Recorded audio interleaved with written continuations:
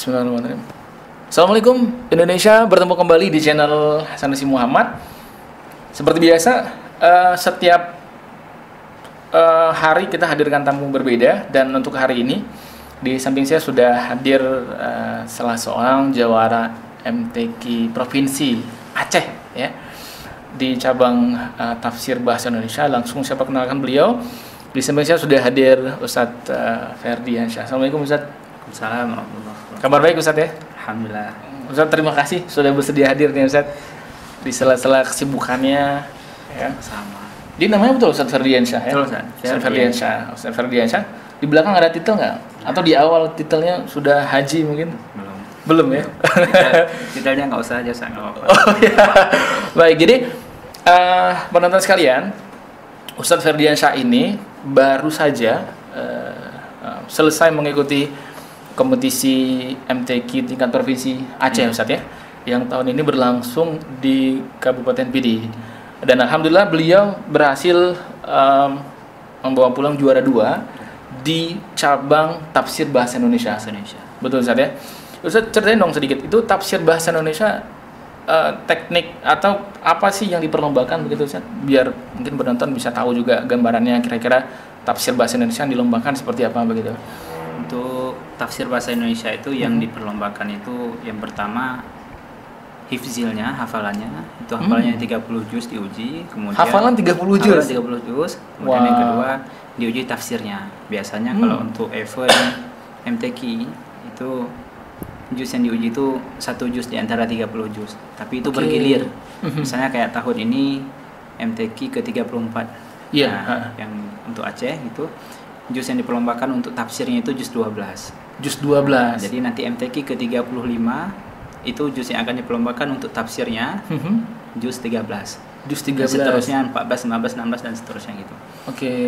Kalau khusus tentang tahfiznya itu tetap diuji 30 juz. Jadi tafsir yang diperlombakan dalam MTQ itu ada 3. Tafsir bahasa Indonesia, tafsir bahasa Arab, dan tafsir bahasa Inggris.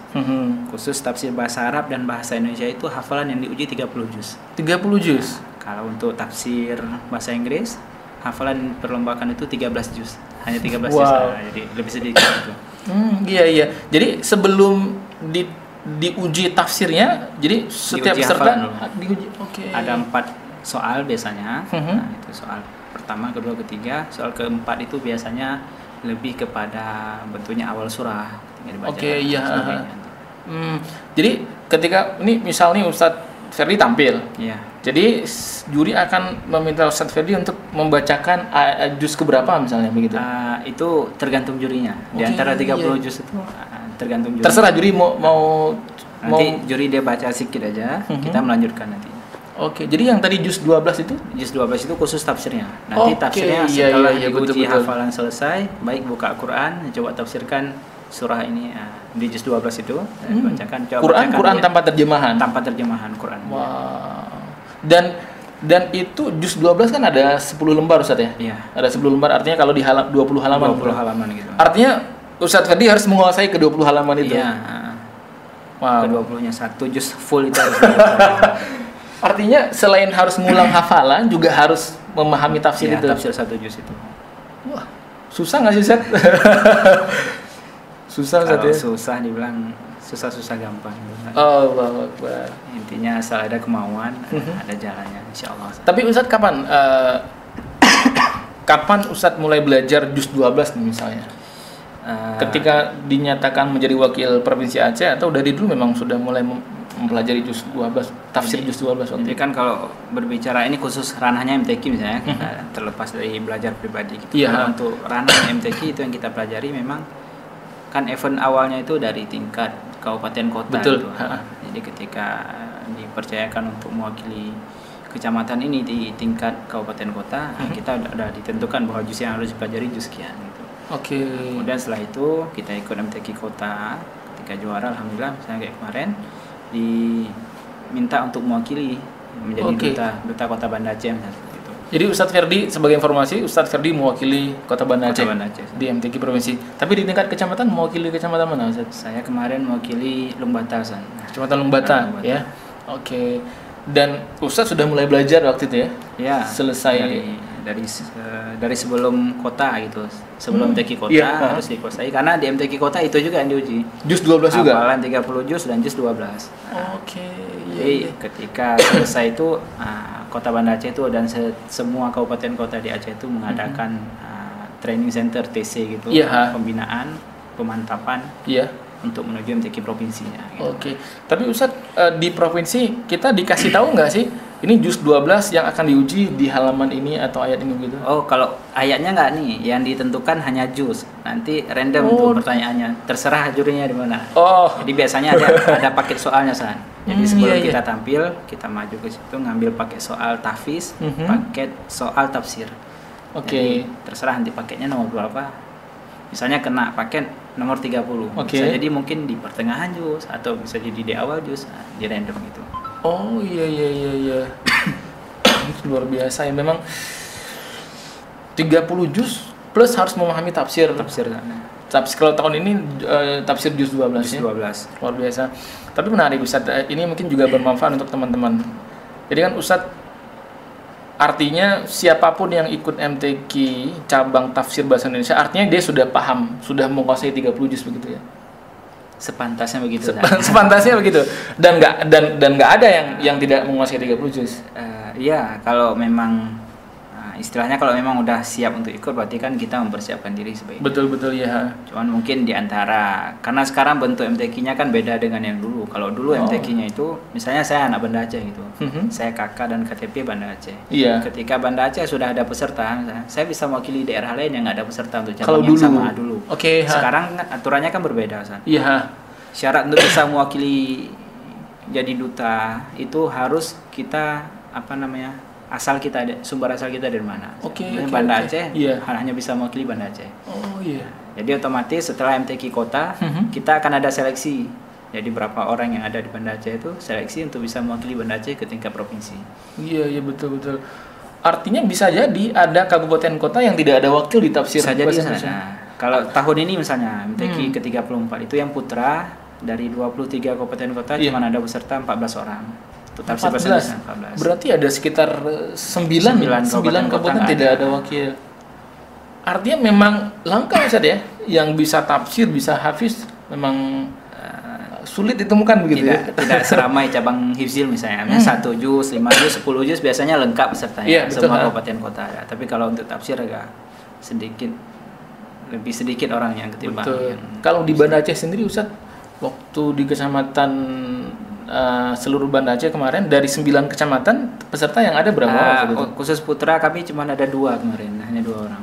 Saya dari Lungbata, satu lagi dari Baitur Rahman. Jadi even Banda Aceh sekalipun yang ibu kota juga agak sulit ya. Ini sebenarnya Ustaz yang sulit apa ya, di kemampuan tahfiz 30 juznya atau mungkin kemampuan menafsirkan ayat-ayat gitu?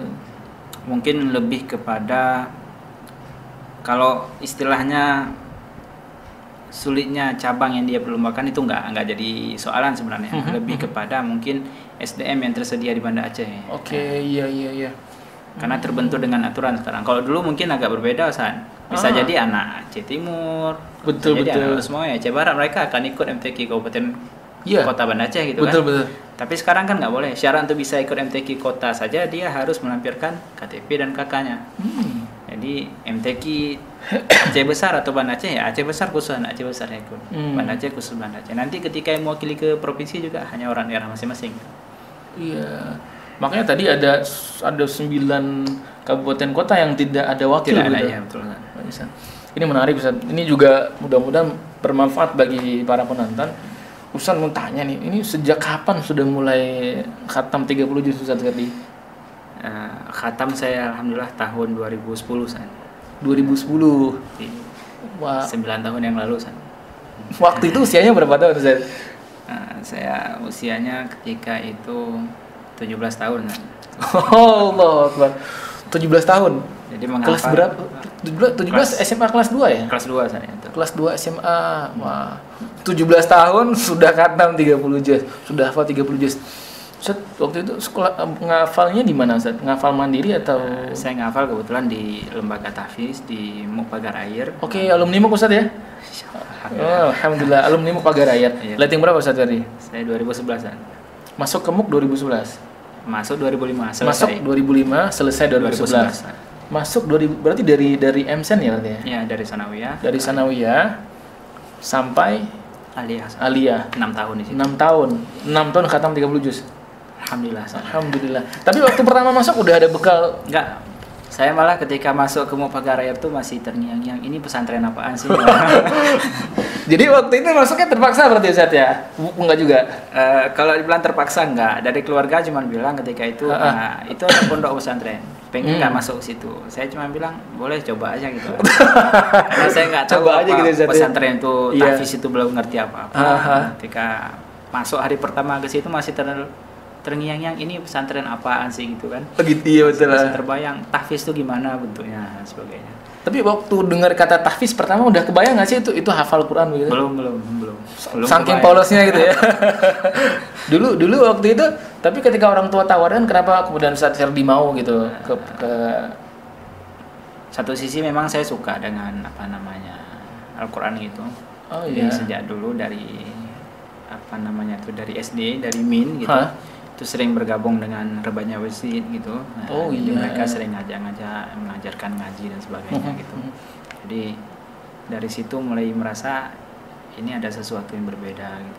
Ada kesenangan tersendiri di situ. Sehingga ketika ditawarkan masuk pesantren, di situ ada menghafal Quran.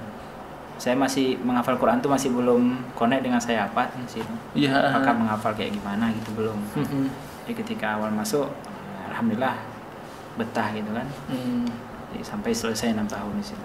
Jadi kan tadi menarik Ustaz, waktu masuk kan nggak ada bekal apa-apa nih. Iya, Ustaz. Juz 30 khatam nggak? Menguasai nggak waktu itu? Saya surat-surat pendek aja dari Al-Tuha sampai Anas tuh belum waktu awal masuk begitu ya? Nah, cuman berapa surat aja yang bisa. Iya. Tapi Ustaz Ferdi masih ingat nggak sih progresnya di tahun pertama sudah hafal berapa juz? Di kelas 2 Sanawiyah udah masih ingat nggak Ustaz Ferdi waktu itu? Jadi progresnya seperti apa? Kelas 1 Sanawiyah itu menghafal 6 juz. Kelas 1 6 juz? 6 juz 30. Wow. Kemudian juz 1, 2, 3, 4, 5. Jadi sistem menghafal di Mupagar Air itu juz yang pertama dihafal itu juz 30. 30. Kemudian baru dari depan 1, 2, 3 sampai 29 gitu kan. Tahun pertama saya cuma hafal 6 juz. Itu nggak cuman loh Ustaz, udah luar biasa gitu ya. Tahun kedua saya menghafal malah lebih sedikit, cuma 3 juz dapat. Tahun kedua 7, 8, 9 gitu. Kayaknya banyak pulang kampung ya. Tahun ketiga saya cuma dapat 5 juz 4 juz gitu. 5 juz sampai juz 14. Kemudian kelas 1 Aliyah saya cuma ngafal 2 juz. Jadi selesai kelas 1 Aliyah tuh cuma punya hafal 16 juz. Oh iya, sebentar Ustaz. Kelas 1 6 juz. Ya, kelas 2 3 juz jadi 9 ya. Kelas 3 5 juz 14. Jadi tamat MC udah 14 juz Ustaz ya. Sama Sanawiyah gitu. Subhanallah, udah seperdua Al-Qur'an ya. Jadi tamat MC 14 juz. Gimana waktu itu Ustaz Ferdi perasaan? Ini masih anak kecil udah 14 juz waktu itu. Karena yang saya rasakan ketika itu mungkin ya ada dorongan juga dari guru-guru di sana. Menghafal itu tidak sesulit yang dibayangkan. Makanya ketika sering guru saya tuh pegang Al-Quran, kalau dibayangkan 30 juz itu tebal loh, 300 lembar gitu, 600 halaman gitu kan. Tapi nikmati pelan-pelan, insya Allah akan selesai sendiri ya. Itu kata jangan dari Ustaz gitu ya gitu. Jadi jangan pikirkan tebalnya, tapi nikmati pelan-pelan akan selesai sendiri gitu. Dan Ustaz Ferdi di 3 tahun pertama nikmati menghafal 14 juz itu. Ya alhamdulillah gitu. Karena memang ya namanya orang menghafal dengan durasi waktu yang lama tuh terkadang ada namanya jenuh dan sebagainya itu ada. Cuman itu memang bagian dari proses menghafal. Iya. Namanya juga anak-anak menghafal kan, anak usia SMP ada kalanya juga malas dan sebagainya. Luar biasa ya. Apalagi kan anak-anak usia sanawiyah itu kan memang masih transisi dari SD ya, kita perlu banyak bermain begitu. Makanya ya. Berbeda orang menghafal ketika dia udah dewasa dengan anak-anak. Anak-anak harus dibarengi dengan motivasi yang lebih kepada mereka, ada bimbingan sesuatu dan sebagainya gitu. Tapi kalau orang dewasa mereka lebih mudah diajak berpikir ke depan. Tentang sesuatu. Dulu Ustaz Ferdi sempat dibimbingi sesuatu nggak sih sama keluarga misalnya kalau bisa menghafal akan dapat apa begitu? Enggak, saya justru motivasi terbesar saya ketika menghafal itu yang saya lihat abang-abang letting dan sebagainya. Kalau dari keluarga secara khusus tidak, cuma mereka mendorong untuk terus menghafal dan sebagainya. Jadi kalau dari orang tua, mungkin orang tua kan udah duluan nggak ada tsunami dulu kan, jadi nggak itu. Jadi motivasi besar saya ketika itu diantaranya dari saya sendiri merasa bahwa saya ke depan kalau nggak fokus menghafal sekarang bakal jadi apa saya ke depan. Butuh bekal gitu kan. Betul. Dan sebaik-baiknya bekal itu adalah Al-Qur'an gitu. Makanya ketika itu yang terus saya pupuk dalam diri bahwa saya mesti berjuang di sini.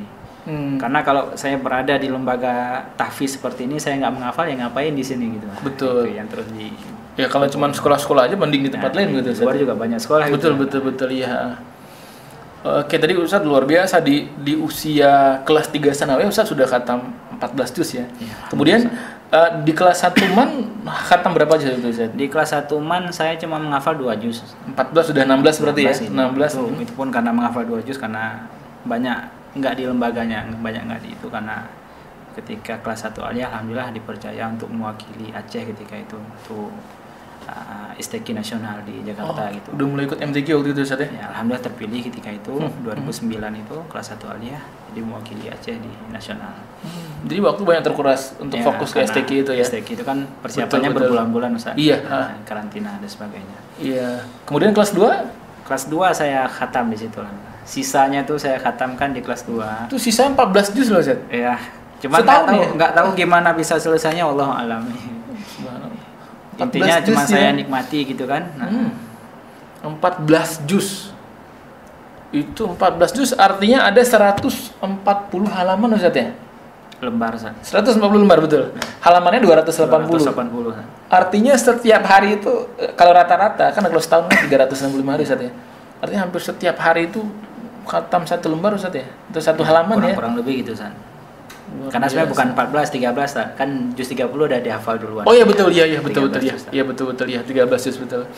Tapi Ustadz untuk ada nggak sih mungkin yang lebih cepat dari Ustadz selesai atau lebih lama khatamnya, ada nggak teman-teman atau Ustadz Ferdi yang paling cepat mungkin nanti itu? Saya untuk angkatan tercepat kedua saat ya. Di letting Ustadz Ferdi. Di letting saya alhamdulillah. Tercepat kedua ya. Kami cuma beda 10 hari entah gitu kan. Enggak lama. Biasa. Kelas 2 MSN khatam 30 juz Ustaz ya. Ini menarik nih Ustaz. Ini mungkin pertanyaan yang atau jawaban yang ingin didengar juga oleh para penonton.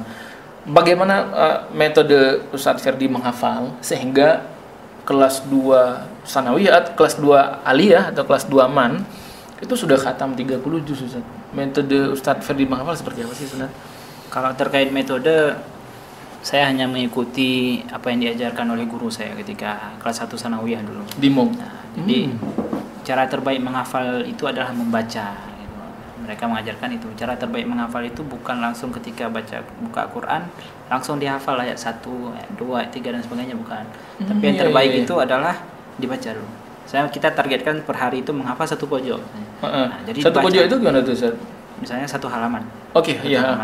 Itu baca dulu. Baca berulang-ulang.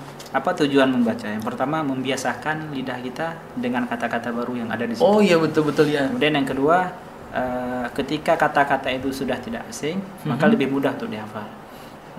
Kemudian di balik itu yang lebih penting adalah menghindari kesalahan menghafal. Karena semakin banyak kita baca, kita akan otomatis semakin fokus. Karena berbeda orang yang hanya membaca sekali, kemungkinan salahnya masih ada di situ lebih besar dengan orang yang baca berkali-kali sebelum dia hafal. Jadi memang metodenya membaca dulu 1 halaman itu berulang-ulang, kemudian baru dihafal per ayat. Hafal ayat pertama, ketika selesai menghafal ayat pertama, hafal ayat kedua, bisa ayat kedua, ulang dari ayat pertama kedua. Kemudian ayat ketiga, kemudian diulang kembali 1, 2, 3 dan seterusnya sampai 1 halaman. Artinya dengan mengulang-ulang membaca itu sudah membantu kita menghafal. Secara tidak langsung itu mempermudah menghafal. Iya betul Ustaz. Sebelum menghafal kita udah menghafal duluan gitu ya. Gitu. Tapi butuh berapa kali membaca Ustaz di 1 pojok itu 1 halaman itu agar kita betul-betul siap untuk menghafal. Dia setiap lembaran Al-Qur'an itu berbeda-beda. Tingkat kesulitan kata-katanya itu berbeda. Ada yang kata-katanya memang familiar, mudah gitu. Kayak di juz awal, juz 1 itu kayak familiar gitu ya. Lebih mudah gitu kan. Jadi kita baca hanya sekitar 5 atau 7 kali. Tapi yang lembaran yang ayat-ayatnya agak berbeda sedikit, kata-katanya agak rumit gitu, mungkin baca sampai 10, 20 kali dan sebagainya gitu. Baru dihafal.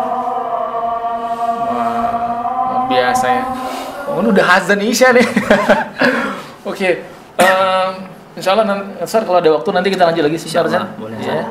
Nanti pada Isya kita break dulu, kita break sebentar ya, kita sholat Isya. Nanti setelah sholat Isya kita lanjutkan kembali. Nanti kita lanjutkan pembahasan bagaimana teknik Ustadz Ferdi menghafal. Tadi sudah dijelaskan sepintas. Kita break sholat Isya dulu. Kita lagi di Masjid Baitur Rahmah Kampung Keramat. Ustadz Ferdi jadwal imam hari ini. Jadi kalau mau di imam Ustadz Ferdi silakan ke Masjid Baitur Rahmah Kampung Keramat setiap malam Kamis Ustadz ya. Selasa, Kamis, Sabtu. Malam Selasa, malam Kamis, malam Sabtu. Insya Allah ketemu Ustadz Ferdi di Masjid Baitur Rahmah Kampung Keramat. Oke, kita jeda sholat Isya dulu. Assalamualaikum.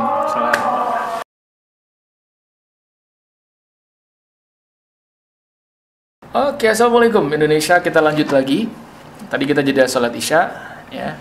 Jadi mengingatkan saja nih untuk teman-teman yang mungkin mau dengar nih suara Ustadz Ferdiansyah seperti apa di YouTube, ada nggak sih channel khusus Ustadz Ferdiansyah? Mungkin ada sih, ada tilawah pernah ada sana kan di YouTube. Di channel Ustadz ini bukan. Bukan. Ada yang upload gitu ya? Ada yang upload. Oh, waktu lagi tampil gitu? Bukan tampil, kalau tampil mungkin enggak itu. Cuma lagi imam kok, saya nggak salah gitu. Oh iya. Kan saya lupa yang itu siapa yang upload. Apa kalau orang mau dengar apa kata kuncinya gitu? Ustadz Ferdiansyah atau kalau mungkin klik Ferdiansyah mungkin ada ada ya Ferdiansyah. Kalau besok ada yang klik Ferdiansyah, yang keluar ini nih. Nggak usah. Baik Ustadz, tadi kita tadi kita diskusi kita sampai ke cara menghafal Ustadz ya. Itu menarik. Jadi pertama adalah kita membiasakan dulu dengan bacaan Ustadz ya. Tapi Ustadz sedikit sepakat gitu Ustadz, karena kita ketika membaca juz awal seperti agak familiar gitu ya, kayak agak saya orang awam yang bukan hafiz misalnya, juz awal kita familiar sekali begitu. Tapi giliran udah sampai ke tengah, bacaan kita agak pelan gitu ya. Kalau di juz awal kita agak bisa tartil begitu. Tapi itu memang alamiah Ustaz. Iya. Kalau contoh yang lain misalnya surah Yasin. Rekaman Pak. Upload ke itu Pak. Upload ke YouTube. Ya. Misalnya Yasin. Kita nggak ngafal Yasin, tapi misalnya setiap minggu kita baca atau setiap berapa hari kita baca. Tapi kata-katanya itu kan familiar ya kita. Iya. Atau yang lebih mudahnya lagi juz 30 surat-surat pendek. Betul. Bahkan sebahagian dari kita mungkin nggak menghafal, terhafal karena dengan imam yang baca dalam sholat dan sebagainya. Betul.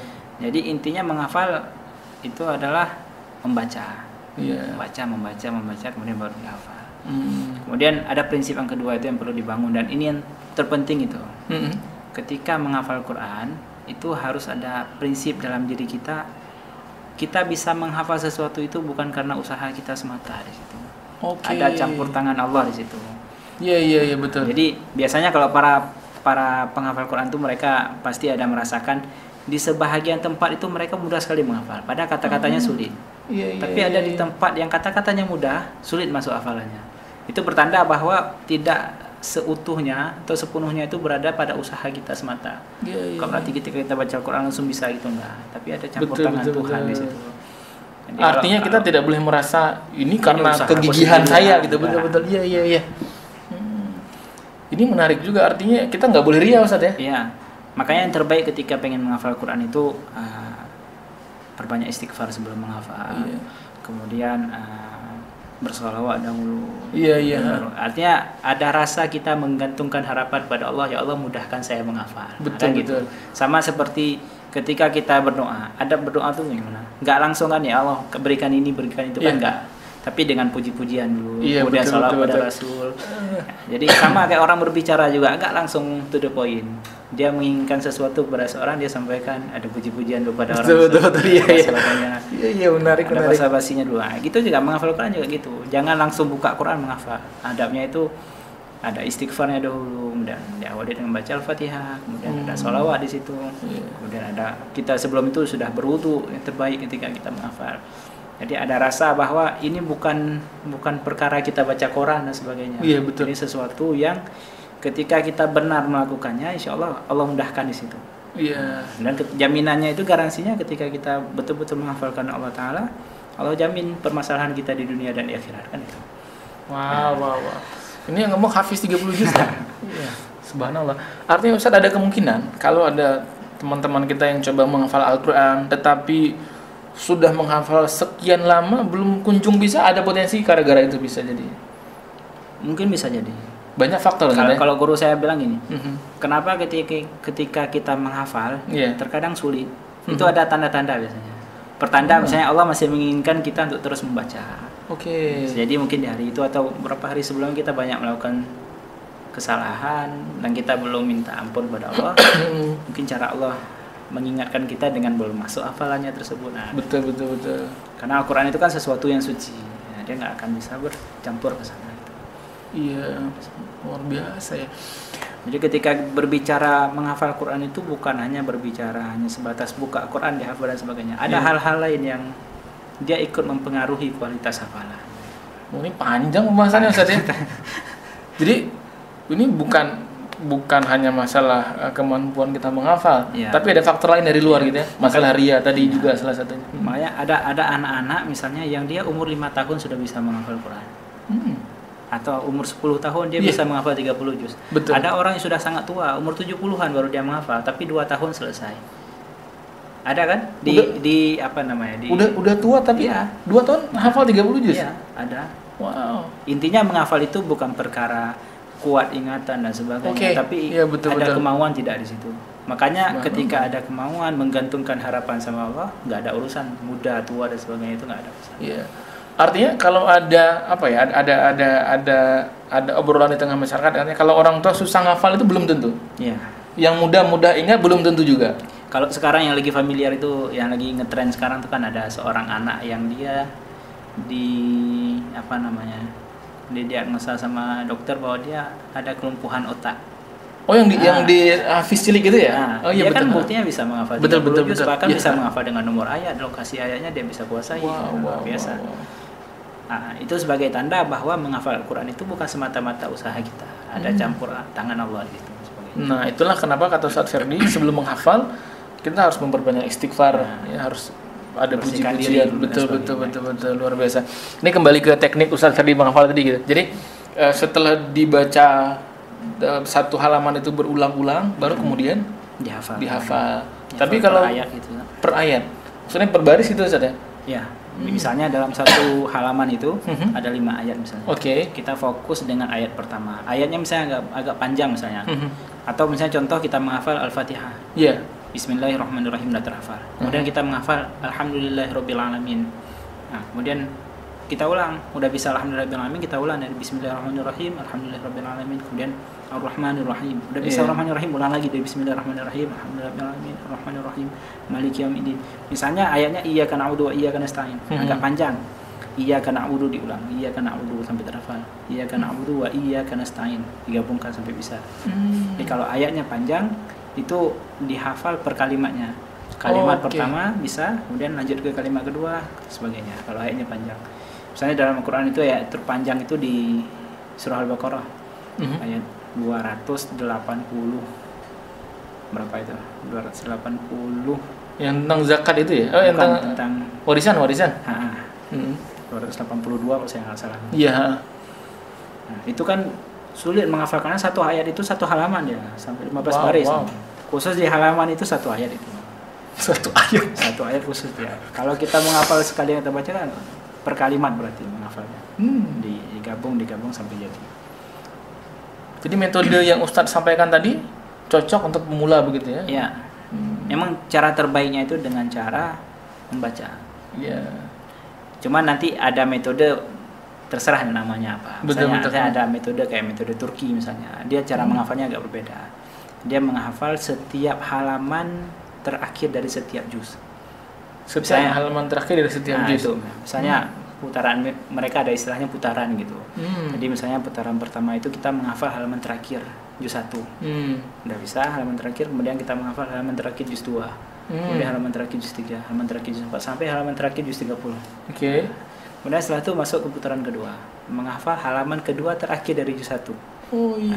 Jadi ketika dia setorkan kepada gurunya, dia menyetorkan halaman kedua terakhir sampai pada halaman terakhirnya. Jadi satu lembar. Oh iya. Dan juz 2, juz 3, juz 4, sampai juz 30.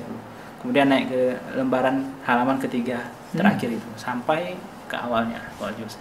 Jadi ketika mereka menghafal dari awal, nah itu sampai terakhir. Itu permasalahannya karena gini, ada sebahagian banyak orang menghafal Quran itu dia menghafal juz 1. Oke. Kemudian ketika dia menghafal juz 2, juz 1 nggak terulang lagi sehingga lupa. Itu analoginya gitu. Atau bahkan lebih banyak. Iya. Tapi kalau cara Turki ini memang termasuk bagus caranya. Cuman agak bedanya sedikit. Kalau mereka belum menghafal 30 juz, maka tidak ada satu juz pun yang utuh dihafal. Jadi cuma dapat ujung-ujungnya dia gabung sampai jadi satu juz. Tapi kalau ada sebagian metode menghafal di depan gitu. Menghafal juz 1 sampai selesai. Kemudian diuji hafalannya dulu, udah lancar. Hafal juz 2, diuji lagi 1 2. Ada juga yang menghafal dari belakang, menghafal juz 30. Iya. Setelah juz 30 menghafal juz 29, hafal 28 dan sebagainya. Intinya menghafal. Dan Betul. kunci ketika menghafal itu membaca. Mustahil orang bisa menghafal sesuatu tanpa membaca.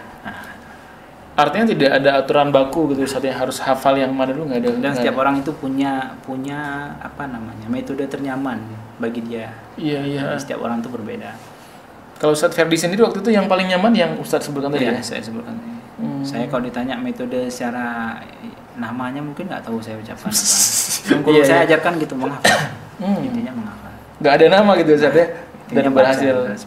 Tapi Ustadz tadi setelah menghafal, kemudian pola Ustadz mengulang hafalan seperti apa biasanya untuk menjaga 30 juz itu Ustadz? Ketika misalnya saya menghafal sudah juz 6 gitu. Juz 6. Itu saya jaga 1 sampai 5 itu diulang setiap hari. 1 sampai 5 setiap hari. Kan kalau saya kan juga sekolah dulu. Mungkin kalau mengulang 5 juz itu waktunya nggak cukup. Sedangkan saya juga diharuskan untuk menambah hafalan juz 6. Jadi saya bagi waktunya, saya menghafal juz 6, saya berikan satu waktu. Kemudian saya murajaah di belakang. Misalnya hari ini saya murajaah juz 1. Atau saya mampu sehari 2 juz misalnya. Hari ini juz 1, juz 2. Besok juz 3, juz 4. Lusanya juz 5 dan juz 6. Kemudian juz 5 dan juz 1 kembali lagi kan. Kemudian juz 2, juz 3, itu seterusnya. Jadi siklusnya berputar. Sedangkan juz yang sedang saya hafal, juz 6 itu saya ulang setiap hari. Selesai 6 juz, menghafal juz 7. Itu 1 sampai 6 tuh siklusnya harus berjalan. Karena yang terpenting dalam menghafal Quran itu bukan nambah hafalan. Tapi yang terpenting adalah menjaga yang sudah ada. Artinya waktu yang Ustadz alokasikan lebih banyak untuk mengulang hafalan ketimbang menambah yang baru. Terlebih ketika hafalannya sudah banyak, ada pasti harus banyak waktu. Oh iya betul. Artinya Ustadz juga nggak ngotot nambah hafalan gitu ya? Misalnya ini harus nambah berapa? Itu. Targetnya ada per hari misalnya satu. Saya biasanya dulu menghafal per hari itu satu halaman. Per hari satu halaman, iya. Cuman ada agak berbeda ketika saya menghafal di kelas 2 aliyah. Ketika itu memang lagi semangatnya menghafal. Dan mudah, alhamdulillah ketika itu mudah saya hafal. Ada juz yang termudah saya hafal ketika itu, yang sampai terkenang sampai sekarang itu juz 24 saya menghafal. Juz 24? Juz 24 itu saya menghafal cuma 4 hari.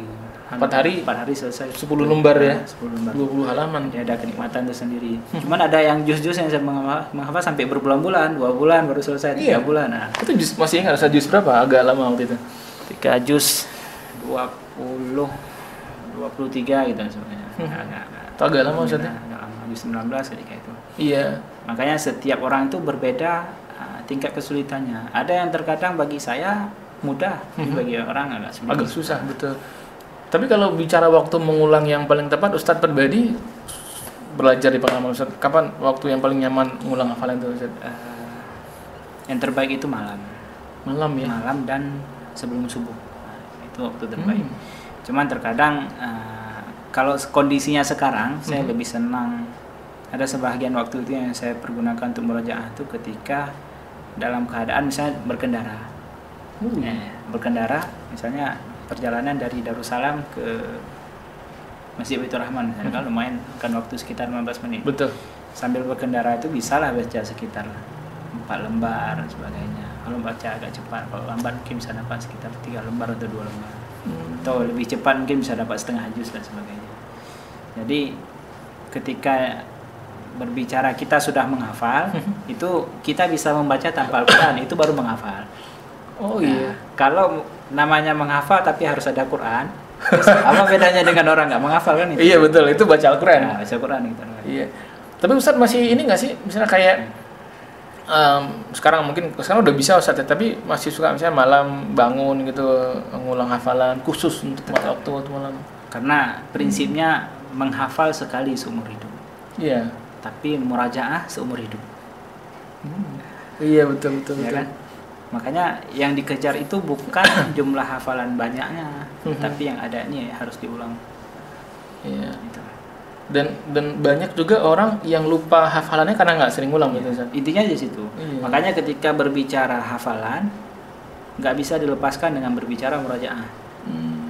Berbicara menghafal tanpa murajaah bohong. Iya. Nggak ada hasil. Betul ya. Jadi memang ini catatan penting bagi orang-orang yang ingin menghafal begitu ya. Kalau kita menghafal tanpa murajaah, ini ada. Ya, biasanya cepat nggak sih Ustaz? Kita udah hafal nih. Dalam waktu berapa lama kita akan lupa hafalan kita kalau saya nggak kita ulang? Ada rentang waktunya nggak biasanya? Kalau rentang waktu mungkin nggak ada. Secara pasti gitu nggak ada, nggak bisa diukur karena kualitas hafalan seseorang dengan orang lain berbeda. Tergantung dengan kematangan hafalan. Ada hafalan yang sudah dihafal belasan tahun misalnya, otomatis lebih melekat padanya. Sama kayak kita menghafal, kita nggak pernah hafal Al-Fatihah. Iya. Misalnya gitu. Sepakat. Nah, atau misalnya surat yang nggak pernah kita hafal tapi terhafal, misalnya surat Ad-Duha, kita nggak hafal tapi terhafal. Kemudian kita nggak baca selama sebulan dan kita nggak dengar kata-kata itu. Orang membaca pun atau kita membaca sendiri kita nggak ada. Tapi insya Allah masih bisa kita baca. Nah, itu pertanda bahwa hafalannya sudah matang, sudah kuat itu. Berbeda dengan yang baru kita dengar, kita hafal sudah bisa. Kemudian kita tinggalkan seminggu atau 3 hari saja mungkin lupa. Oh iya betul. Tapi Ustaz untuk mematangkan hafalan baru kita itu butuh waktu berapa lama biasanya? Itu juga tergantung juga. Iya, cuman intinya hafalan itu nggak sebentar matangnya. Dia butuh waktu lama terus diulang. Pengulangan berkali-kali Ustaz ya. Makanya yang disayangkan sekarang itu banyak program-program tahfiz atau program-program mukhayyam dan sebagainya. Biasanya banyak tuh di bulan puasa. Iya, betul. Nah, itu yang dikejar. Yang sayangnya itu ketika dibuatkan program yang diutamakan itu adalah jumlahnya. Menghafal Quran atau ikut daurah bersama kami selama 20 hari bisa menghafal 20 juz, menghafal Quran 15 itu kan 10 juz. Itu program yang menggiurkan Ustaz ya? Iya. Cepat gitu ya. Kalau sekilas kita lihat bagus program seperti ini. Cepat bisa menghafal. Tapi pertanyaan selanjutnya, merajaahnya bagaimana? Lebih baik misalnya ada program dalam 1 bulan itu selama Ramadan menghafal cuma 5 juz tapi kuat mungkin hafalannya itu lebih bagus. Iya. Ini jadi perhatian juga nih untuk teman-teman yang karena memang Ramadan sering ada tawaran-tawaran seperti itu Ustaz ya. Dan setelah itu tidak ada follow up-nya begitu. Tidak ada murojaah lanjutan dan sebagainya. Iya. Oke. Baik Ustaz. Ini karena Ustadz Ferdi juga ada kegiatan ini ya. Ini Ustadz mungkin mau kasih saran nih buat teman-teman penonton mungkin yang punya anak yang ingin menghafal Al-Quran. Ustadz punya pesan-pesan apa nih? Yang pertama yang ingin saya sampaikan bahwa menghafal Al-Quran itu tidak kenal usia. Siapapun bisa menghafal. Kuncinya adalah kemauan di situ. Kemudian yang kedua, jangan diniatkan menghafal Al-Quran karena sesuatu. Terlebih permasalahan duniawi. Menghafal Quran karena pengen dikenal oleh orang, menghafal Quran supaya dianggap oleh orang sebagai seorang ustaz dan sebagainya itu permasalahan mendasar yang harus diperbaiki. Jadi kembali kepada niat. Kemudian yang terpenting adalah ketika menghafal Quran berarti kita secara tidak langsung sudah menyatakan diri kita bahwa kita siap untuk murajaah. Ketika kita tidak siap murajaah maka nggak usah menghafal. Kalau nggak siap untuk mengulang hafalan, lebih baik nggak usah menghafal. Karena Al-Quran itu dia bagai perisai gitu. Ketika kita menghafal dan kita jaganya, dia akan berikan istilahnya. Al-Quran itu akan ada sesuatu yang kembali kepada kita. Dia akan menjaga kita. Akan memberikan feedback gitu ya? Ada feedbacknya di dunia dan di akhirat. Ketika kita menghafal kemudian kita tinggalkan, juga ada feedbacknya. Di dunia akan dilaknat, di akhirat juga akan sama itu. Memang Quran itu sangat mulia Quran itu. Dia bahkan bisa menjadi penolong kita di hari akhir. Iya. Nah, itu kan makanannya. Cuman intinya ketika kita menghafal, maka kita punya konsekuensi untuk mengulangnya seumur hidup tanpa alasan dan sebagainya. Pokoknya tetap harus diulang. Oke. Baik, luar biasa. Ini mudah-mudahan ini bisa bisa menginspirasi teman-teman yang ingin menghafal. Mudah-mudahan yang disampaikan Ustaz Ferdi tadi bisa menjadi motivasi nih untuk siapapun yang berniat menghafal Al-Quran atau ingin mendidik anaknya menjadi seorang hafiz ya. Baik Ustaz Ferdi, terima kasih sudah hadir ya, sudah bersedia kita wawancara. Dan jangan lupa untuk subscribe. Insya Allah ke depan kita akan hadirkan topik-topik menarik bersama dengan narasumber luar biasa. Terima kasih. Assalamualaikum warahmatullahi wabarakatuh. Assalamualaikum Indonesia.